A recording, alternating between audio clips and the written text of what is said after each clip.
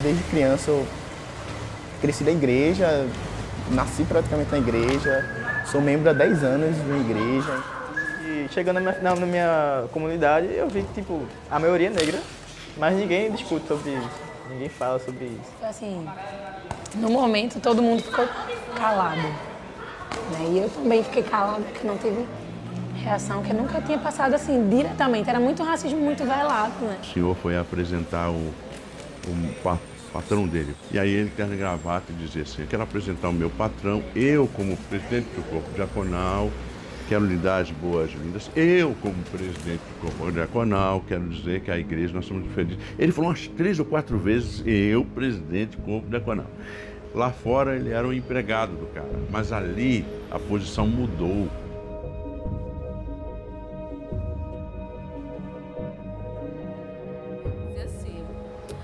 Eu não consigo entender, mas eu estudei teologia, eu falo das coisas tudo certo. E mesmo assim, eu sofro isso, sofro embargo, sou sabotada, não sei o que lá, tarará, tarará. E eles pararam e ficaram olhando assim pra mim.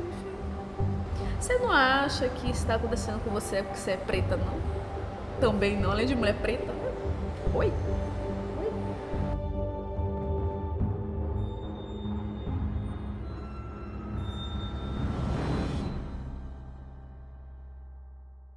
E o MNE, para além de qualquer outras questões, é um movimento social que tem um caráter e uma responsabilidade, né, de incidir dentro das igrejas, né, protestantes, evangélicas, da periferia, né, com a temática do racismo e também da negritude.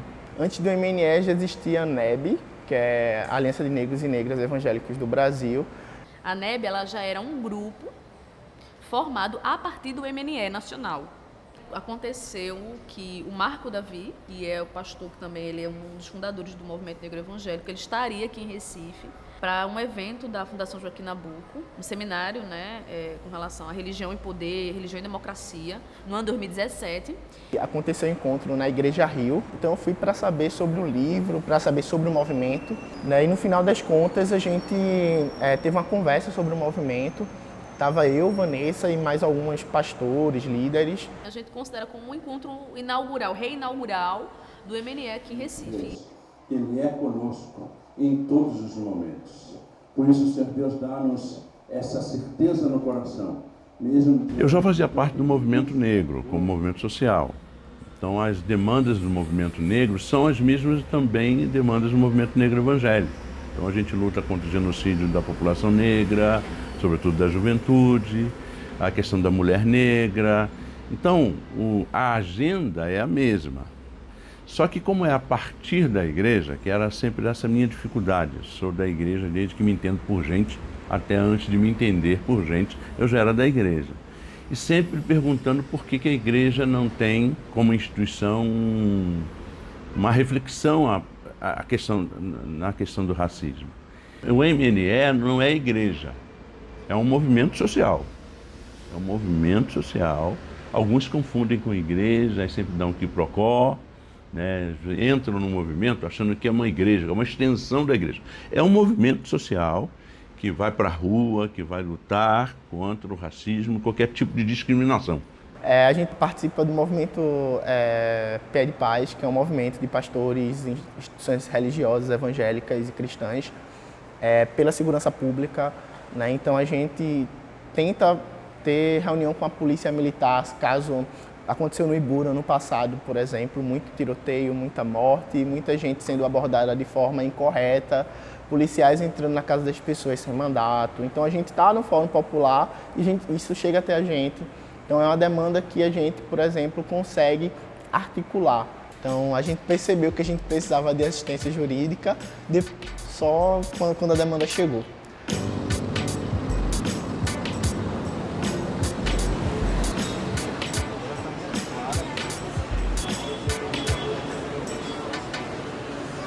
A gente sofre com coisas básicas assim, né? Toda hora a gente, até para se deslocar, a gente tem que sempre dizer, não, a gente tem o dinheiro da passagem da volta, então assim, hoje vai rolar isso, né? E a gente pensa também nessas pessoas, né? Todos os eventos que a gente tenta fazer, até trazendo pessoas de fora, ou pessoas que são referências na teologia negra aqui no país, a gente sempre pensa na pessoa preta, da periferia, evangélica, que quer participar do evento. Então a gente sempre tenta fazer o mais barato possível ou ao zero custo, né? Porque a gente sabe o quanto é difícil só para a pessoa chegar aqui.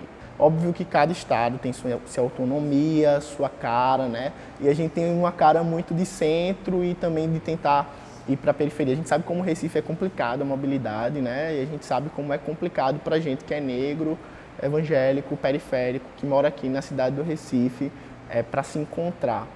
A gente tenta sempre alternar. Hoje a gente está aqui no centro da cidade, mas a gente já pensou uma agenda para a gente também estar na periferia.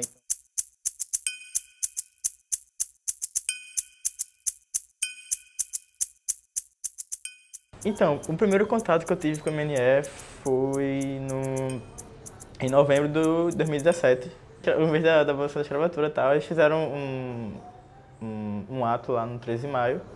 E eu com a minha ex-namorada, a partir dela, ela que soube deles e a gente foi.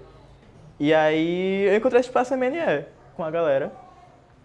E a minha ideia, tipo, foi primeiro beber disso, ver o que, sei lá, teólogos negros, essas coisas assim, para depois tentar colocar na igreja que eu participo, né? E aí, a partir disso, eu comecei a me ver e me aceitar meus traços e tal, e deixar o cabelo crescer e tal, usar estampas africanas e tal.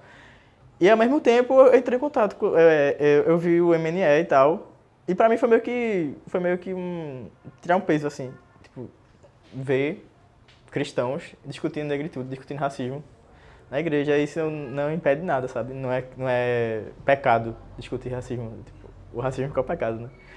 E aí eu conheci o movimento através de uma amiga que fazia parte da mesma igreja que eu no ano passado, em 2018. E aí ela me convidou para um encontro de mulheres negras, que foi, assim, bastante crucial esse encontro. Que eu já estava passando por um processo bastante delicado, assim, de negritude, de me entender como mulher negra e evangélica. E aí eu fui e foi bastante esclarecedor, assim, as discussões que aconteceram nesse evento. E aí, particularmente para mim, me empoderou muito mais, né, as discussões de um poder muito maior, uma crítica muito maior também, e esse desejo de levar para as outras pessoas, de quem está mais próximo de mim, que compartilha das mesmas coisas, das mesmas dores. E aí muita coisa na igreja passa assim desapercebido, mas quando a gente começa a se aprofundar e ler e perceber, a gente começa a ligar como tipo um quebra-cabeça, que aquilo que acontecia estava diretamente ligado ao racismo. E aí o papel da mulher negra na igreja sempre nos serviços do cuidado com o templo, no cuidado com as crianças, nunca em papel assim de destaque como uma mulher branca, por exemplo, esposa do pastor, né? Que está sempre lá, dirigente de mulheres, e está sempre à frente. A gente está sempre em cargos de subserviência, como também na sociedade. Os movimentos sociais, eles são muitas e muitas vezes criminalizados dentro das igrejas. Não participe de movimento, é baderna, é confusão, é contra a ordem, então é contra Deus. Se é contra a ordem, é contra Deus. Porque Deus atua na harmonia e na ordem. Isso é uma interpretação, isso é uma leitura. Então, até com relação à busca dos direitos sociais, a gente é impedido dentro dessa concepção, né? Você, não se vincule não vá dar parte não se queixe não, né? Também não é assim não, você não pode fazer desse jeito, você vai ficar aquele grupo, sabe? Então, tudo isso são formas de controle, né, da vida das pessoas. A maior dificuldade da gente sempre foi essa questão de ser uníssono, né? De ter um discurso só. Então, o que a gente vai ter aí no movimento negro evangélico, desde a pessoa mais tradicional, mais ortodoxa, mais conservadora na fé dela, e pode ser até progressista nos direitos, mas conservadora em relação à fé, até a pessoa mais, como posso dizer assim, libertária, né? Até a pessoa que vai entender a fé de uma outra forma, de uma outra maneira. Às vezes tem uma espécie de posicionamento de que se todos nós somos iguais, não há diferença alguma entre nós, mas a gente sabe que há racismos, manifestações de racismo, muitas vezes, na igreja. Às vezes existem, por exemplo, violência contra a mulher na igreja. E às vezes se joga a responsabilidade desses problemas morais e sociais, tal, para a oração. Basta a gente orar que tudo vai se resolver.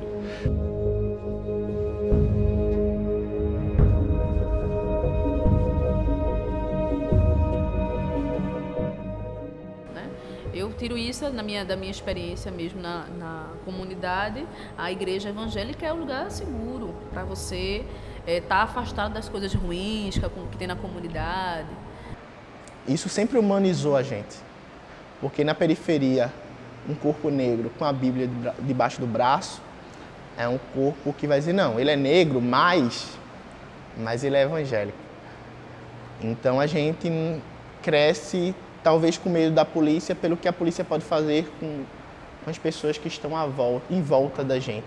A gente utiliza dos espaços nas igrejas, que estão geralmente nas periferias, onde os negros estão, as igrejas estão, né? Pentecostais, batistas, presbiterianas, nem tanto, mas um pouco também. Mas essas igrejas, a gente faz reflexões a partir dessa igreja, no sentido de pensar utilizando-se do referencial teórico que é a Bíblia, utilizando-se também dos costumes da igreja para falar de racismo dentro e fora dela.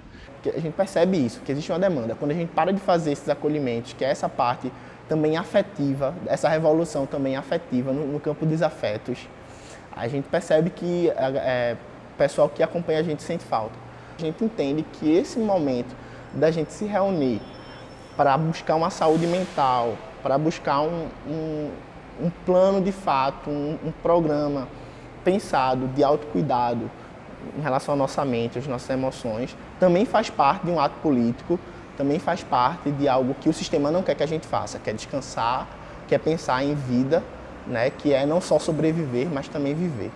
Bom, o movimento negro evangélico ele está no Rio de Janeiro, ele está no Pernambuco, na Bahia, está no Rio Grande do Sul, está no Paraná e é um movimento negro evangélico que a gente ressignifica esse nome evangélico num período em que o nome evangélico não tem sido ouvido com muita tranquilidade. Ele não quer ser resposta e nem é resposta para tudo. Ele é resposta a partir de uma demanda real de quem a gente é e de por que a gente nasce e sofre os problemas que a gente sofre.